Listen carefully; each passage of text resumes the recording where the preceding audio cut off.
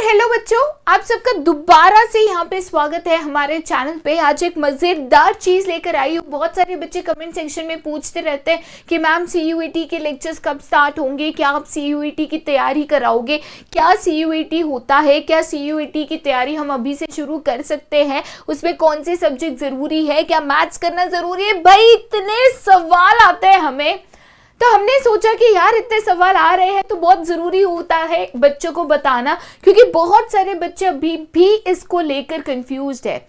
ठीक है, और हमें यहाँ पे बिल्कुल भी कंफ्यूज नहीं रहना है। तो इस वीडियो में सारी चीजें, जो मेजॉरिटी चीजें अबाउट CUET है, चाहे वो उसका एग्जाम सिलेबस हो, चाहे एग्जाम पैटर्न हो, मार्किंग स्कीम हो, कैसे कौन से यूनिवर्सिटी में एडमिशन मिलेगा, कौन से सब्जेक्ट्स पढ़ने हैं, क्या मैथ जरूरी है, ये सारे सवालों का जवाब जो है आपको यहाँ पर इसी वीडियो के दौरान मिलेगा। तो वीडियो को अंत तक जरूर देखिएगा। ठीक है, शुरुआत करते हैं इस वीडियो की। तो सबसे पहले जब CUET की बात यहाँ पे हम कर रहे हैं तो सबसे पहली चीज आती है कि भाई ये एग्जाम का सिलेबस क्या है। एक पहली चीज CUET के बारे में बता दूं, ये एक कॉमन एंट्रेंस टेस्ट के तौर पे है। ठीक है, एक एंट्रेंस टेस्ट है जो सेंट्रल यूनिवर्सिटी में एडमिशंस के लिए कंडक्ट किया जाता है। और यहाँ पे इस CUET के एग्जाम के द्वारा 14 सेंट्रल यूनिवर्सिटीज में आपकी एडमिशन हो सकती है। ठीक है, तो आप कह सकते हो एक तरीके से एंट्रेंस टेस्ट है जो सेंट्रल यूनिवर्सिटी में एडमिशंस के लिए कंडक्ट कराई जाती है। अब दूसरी एंड अगेन एक इंपॉर्टेंट चीज ये है कि बच्चे बोलते तो ठीक है ना भाई, यूनिवर्सिटी में एडमिशन तो CUET के मार्क्स पे होंगे, तो बोर्ड्स पे ज्यादा फोकस करने की क्या ही तो जरूरत है, CUET की तैयारी शुरू कर देते हैं, बोर्ड्स में तो बस पास हो गए तो भी चलेगा। ये एटीट्यूड अगेन मत रखिएगा, क्योंकि हमने कहा था कि जो सेंट्रल यूनिवर्सिटीज है और उसके कॉलेजेस है, इनको हमने ये डिसीजन लेने के लिए इंडिपेंडेंस दे दिया है कि भाई अगर आप चाहते हो कि कुछ परसेंटेज ऑफ 12th मार्क्स, ठीक है, अगर मैं कहती हूं कि मुझे 12th बोर्ड मार्क्स को भी एलिजिबिलिटी में रखना है, मैं रख सकती हूं कि भाई मुझे CUET भी देखना है, मुझे जो है 12th के बोर्ड मार्क्स भी एलिजिबिलिटी में रखना है, मैं रखूंगी। तो कोई कॉलेज ने बोल दिया कि भाई हमारे यहाँ पे तो CUET का स्कोर भी होगा और 12th के बोर्ड में भी मिनिमम 80% चाहिए, फिर क्या करोगे? तो भाई दोनों पे फोकस रखना, ऐसे नहीं कि बोर्ड्स गया हवे में। और दूसरी चीज मैं अभी उसी पे आ रही हूं। अगर आप यहाँ पे CUET का सिलेबस देखते हो, ठीक है, तो यहाँ पे CUET की जो एग्जाम है 3 पार्ट्स में डिवाइड होती है। कितने पार्ट्स में? 3 पार्ट्स में डिवाइड होती है। सबसे पहला पार्ट तो आपका होता है लैंग्वेजेस। ठीक है, लैंग्वेजेस में बहुत सारे डिफरेंट ऑप्शंस है यहाँ पे। जैसे यहाँ पे अगर मैं सेक्शन 1A कहूं तो यहाँ पे आपको 13 लैंग्वेजेस का ऑप्शन दिया गया है। जैसे इंग्लिश है, हिंदी है, बहुत सारे रीजनल लैंग्वेजेस भी है। ठीक है, मेजॉरिटी जो बच्चे हैं यहाँ पे इंग्लिश ही चूज करते हैं, बिकॉज मेजॉरिटी कॉलेजेस में वही मांगा जाता है। हाँ, कुछ बच्चे अपने रीजनल लैंग्वेजेस भी ऑप्ट करते हैं, but majority are going to opt for English, right. इसमें सेक्शन 1B भी है, राइट, जिसमें 20 लैंग्वेजेस का ऑप्शन दिया गया है। अब इनमें से आपको 1 लैंग्वेज तो मैंडेटरीली यहां पे चूज करनी है। इस CUET में कौन से सब्जेक्ट्स की आप टेस्ट दोगे, एग्जाम दोगे, ये आप चूज करते हो, आप सिलेक्ट करते हो। ठीक है, सिलेक्शन में गलती नहीं करनी है, आगे इस पॉइंट पे आऊंगी, बट पहले इसको समझ लेते हैं वरना वापस बहुत कंफ्यूज हो जाओगे। सबसे पहली चीज तो CUET क्या है, तो सेंट्रल यूनिवर्सिटी में अगर आप एडमिशन लेना चाहते हो तो उसकी एंट्रेंस है। भाई सेंट्रल यूनिवर्सिटी में हम नहीं जाना चाहते, कोई और कॉलेज एम करना चाहते, कोई दिक्कत नहीं। अगर वो कॉलेज जो है CUET नहीं मांग रहा है, मत दो, कोई दिक्कत नहीं है। रेड आपके बोर्ड की मार्क्स जो है वो कंसिडर किए जा सकते हैं, कोई दिक्कत नहीं है। दूसरी चीज, CUET पे फोकस करे, बोर्ड को छोड़ दे क्या? मत छोड़ो, क्योंकि बोर्ड की मार्क्स भी बहुत सारे कॉलेजेस जो है एज एन एलिजिबिलिटी क्राइटेरिया रखती है, इसको भी एडमिशन के वक्त कंसिडर करती है। तीसरी चीज, सीयूईटी में क्या क्या पेपर देने हैं, कौन से पेपर्स होते हैं।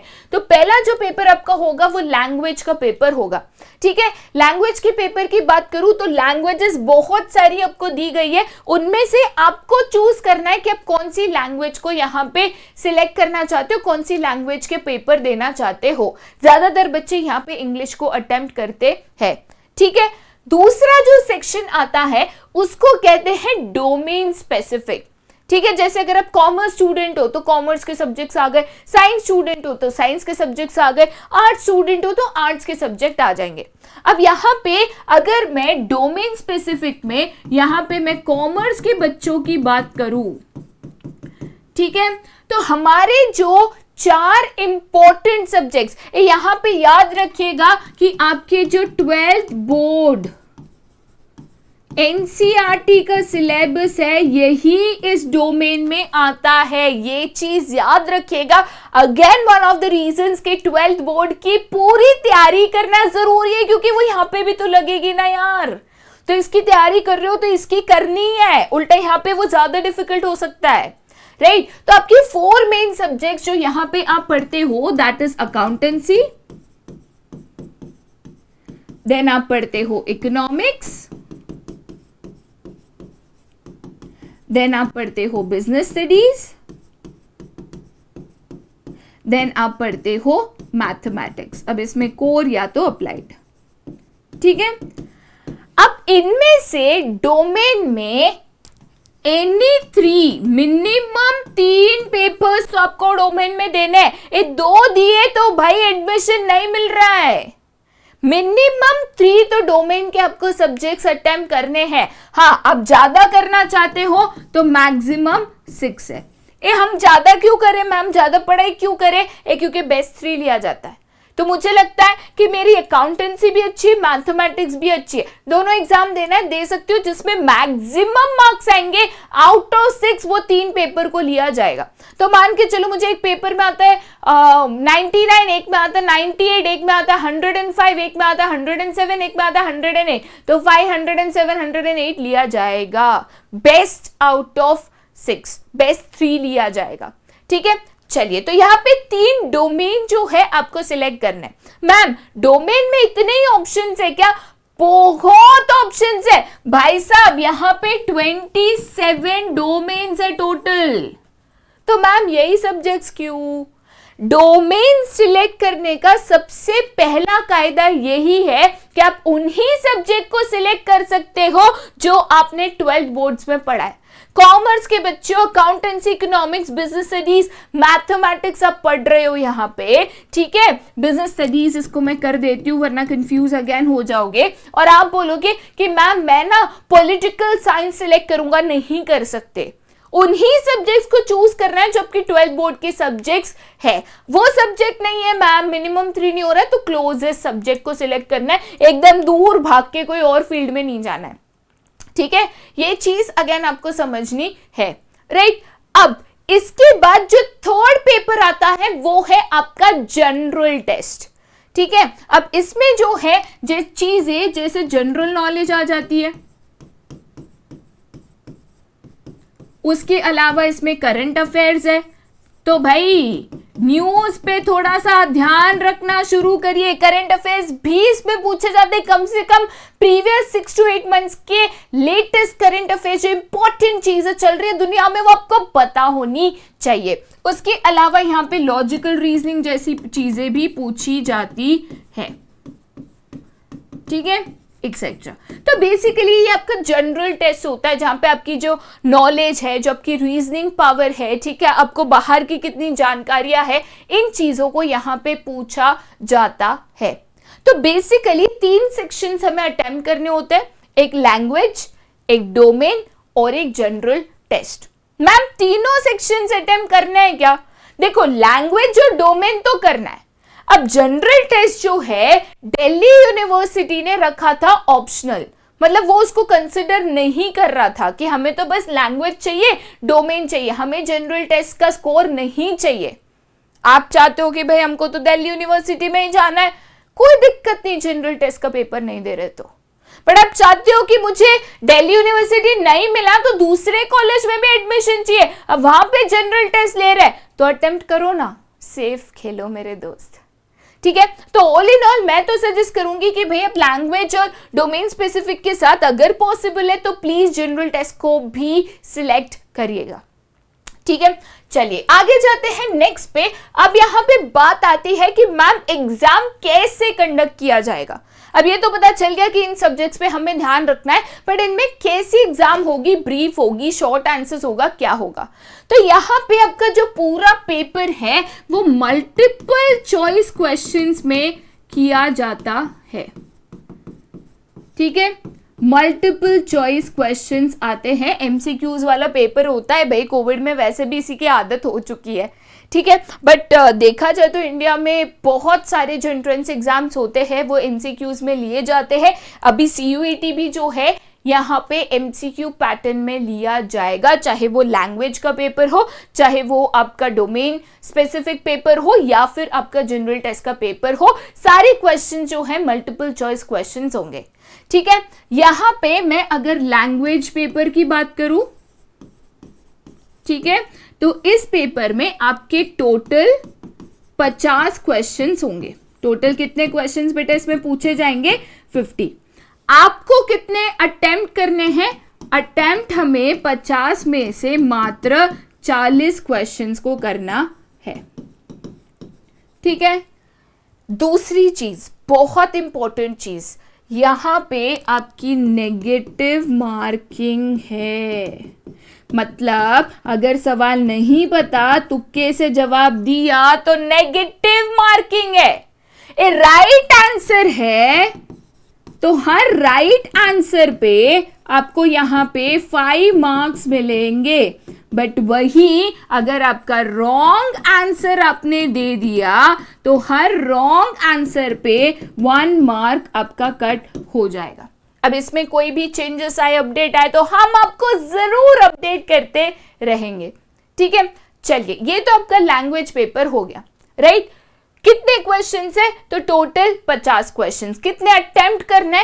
40। हर क्वेश्चन जो है 5 मार्क का है, गलत दे दिया तो 1 मार्क। तो मैं कह सकती हूं कि जो हमारा लैंग्वेज पेपर है उसका टोटल मार्क्स जो है, टोटल मार्क्स बेटा कितने हैं? तो 200 मार्क्स का ये पेपर है। ठीक है, और इसके लिए टाइम कितना दिया जाएगा हमें? तो 45 मिनट्स पर पेपर। अब आप बोलोगे मैम पर पेपर मतलब क्या? मैं 2 लैंग्वेजेस अटेम्प्ट कर रही हूँ, इंग्लिश भी कर रही हूँ, हिंदी भी कर रही हूँ। तो इंग्लिश के पेपर में 45 मिनट्स मिलेंगे, हिंदी के पेपर में 45 मिनट्स आपको यहाँ पे मिलेंगे। दोनों पेपर में 50 क्वेश्चन होंगे, 40 अटेम्प्ट करने होंगे, दोनों पेपर 200 मार्क का होगा।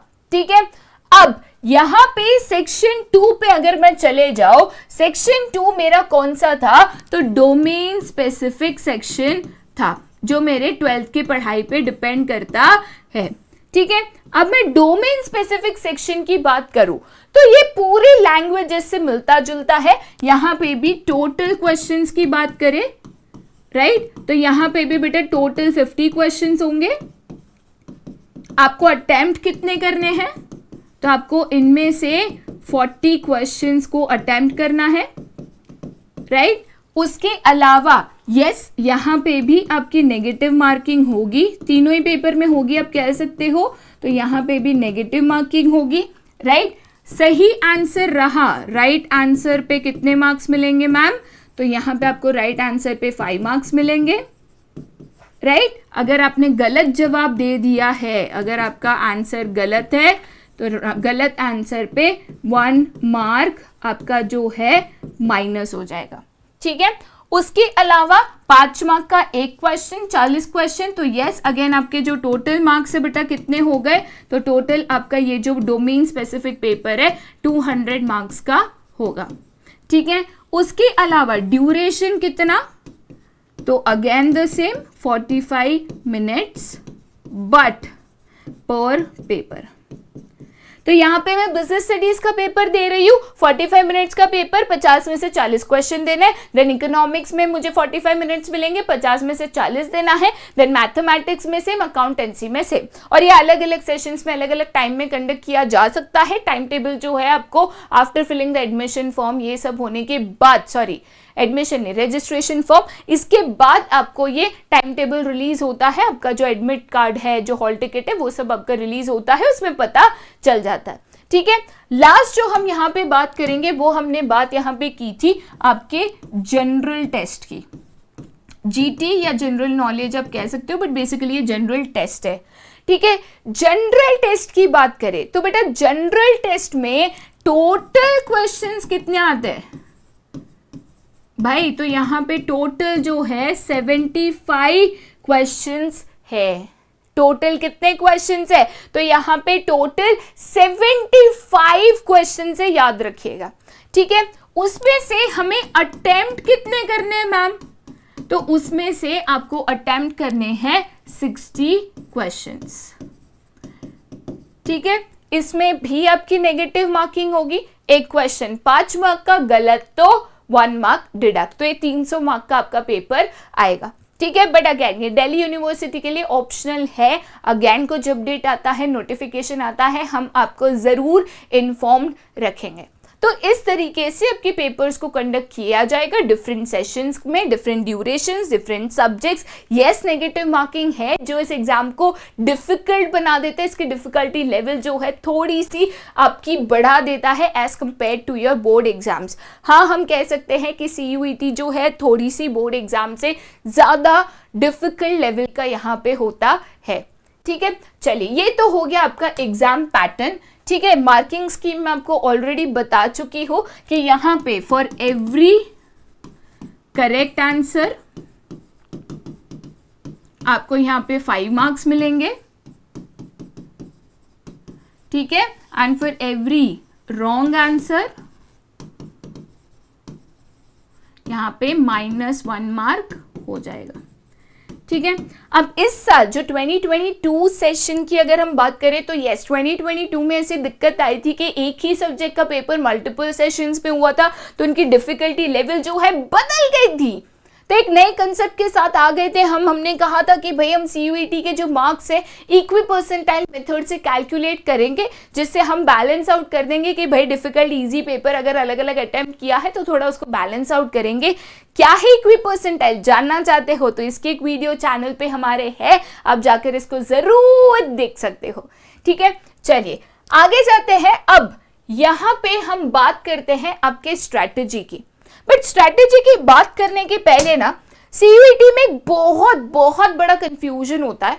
14 सेंट्रल यूनिवर्सिटीज है जो CUET एग्जाम के द्वारा एडमिशन लेती है। बहुत सारे प्राइवेट यूनिवर्सिटीज ने भी चालू कर दिया है कि भाई हम जो है CUET के मार्क्स के हिसाब से एडमिशंस देंगे। बट दिक्कत ये है कि हर यूनिवर्सिटी के अपने रिक्वायरमेंट्स है, सब्जेक्ट्स को लेकर या GT को लेकर या परसेंटेज को लेकर या सिलेक्शन ऑफ लैंग्वेज को लेकर एंड सो ऑन। सारी यूनिवर्सिटीज का अलग है और उनके जो कॉलेजेस है उनमें भी ये डिफरेंट है, वेरी करता है। तो बच्चे इसमें बहुत कंफ्यूज हो जाते हैं कि भाई हम कौन सा पेपर अटेम्प्ट करें, कौन सी लैंग्वेज सिलेक्ट करें, GT दे ना दे एंड सो ऑन। तो इसका एक सिंपल से तरीका है कि आपको उस पर्टिकुलर यूनिवर्सिटी की वेबसाइट पे, ठीक है, आपको उस पर्टिकुलर यूनिवर्सिटी की वेबसाइट पे जाकर ये चीजों को देखना होता है। अब यहाँ पे जो आपके सामने है, ठीक है, यहाँ पे जो आपके सामने है ये दिल्ली यूनिवर्सिटी का प्रोस्पेक्टस है। अब दिल्ली यूनिवर्सिटी के प्रोस्पेक्टस में अगर आप जाओगे तो इसमें सारी डिटेल्स, अलग अलग कॉलेज, कौन सा कोर्स अटेम्प्ट करना है, उस कोर्स के लिए क्या एलिजिबिलिटी क्राइटेरिया है, क्या टेस्ट आपको देना है, क्या सब्जेक्ट सिलेक्ट करना है, सब दिया हुआ है।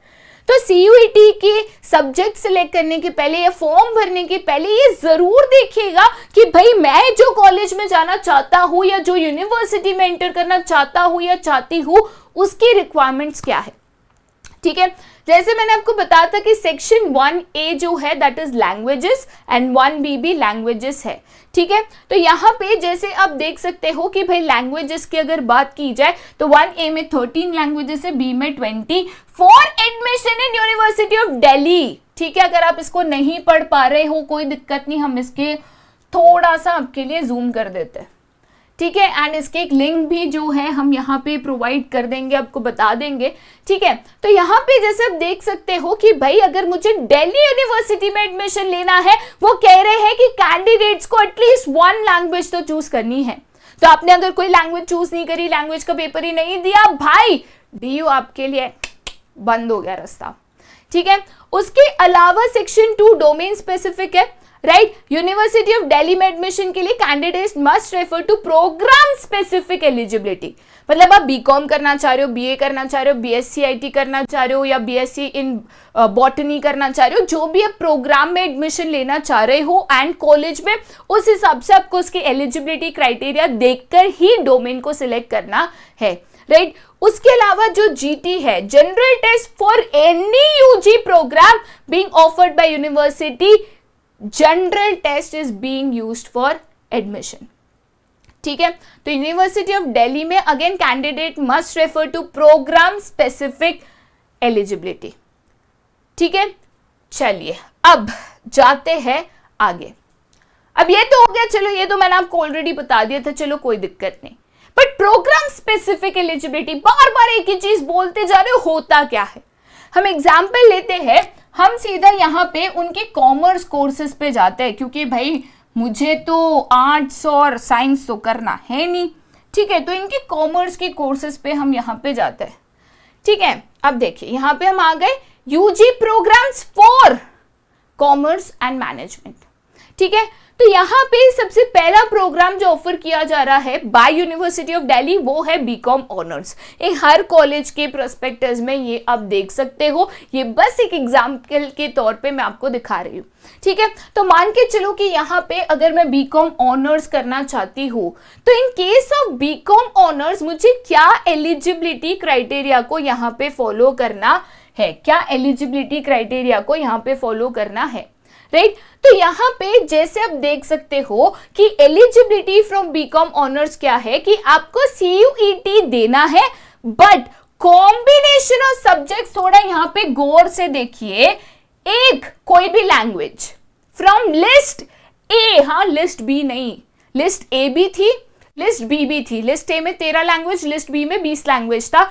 लिस्ट ए में से कोई भी एक लैंग्वेज का पेपर देना है, plus mathematics, plus 2 subjects out of which at least 1 should be from list B1, मतलब डोमेन स्पेसिफिक, ठीक है। तो आप बोलोगे मैम मैथमेटिक्स कंपल्सरी है, रुको रुको, और दिया हुआ है ना, या तो आप यहाँ पे मैथमेटिक्स लो, या तो ऑप्शन क्या है कि लिस्ट ए की लैंग्वेज लो प्लस अकाउंटेंसी प्लस बाकी 2 subjects out of which 1 should be from list B1,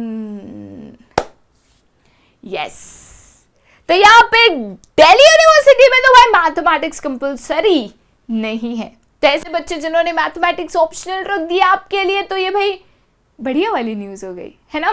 तो देखिए ये तो वन ऑफ द कोर्सेज का एलिजिबिलिटी क्राइटेरिया था। अगर आप नीचे जाओगे तो ये इनके बीकॉम की सारी कॉलेजेस है, उसमें कितनी सीट्स अवेलेबल है उसका डेटा है कि भाई आप इनमें से कॉलेज भी टारगेट कर सकते हो, ठीक है। चलिए अब उसके अलावा अगर मैं प्लेन बीकॉम करना चाहती हूँ तो उसकी एलिजिबिलिटी मुझे दी गई है। यहाँ पे भी जो है मैथ्स या अकाउंटेंसी मेंशन नहीं किया गया है, ठीक है। तो यहाँ पे लेकिन देखो एक सेकेंड, यहाँ पे गौर करो कि section 3 of CUET general test, ठीक है। तो यहाँ पे देखो any 1 language from A, any 2 subjects from B1, ठीक है, plus any 1 subject from B1 और B2, ठीक है। तो B1 B2 से आप एक सब्जेक्ट ले सकते हो, 2 B1 के होने ही चाहिए, तीनों भी B1 के हो सकते हैं, प्लस एक लैंग्वेज फ्रॉम लिस्ट ए। ज्यादातर बच्चे इसीलिए इंग्लिश ऑप्ट करते हैं, राइट।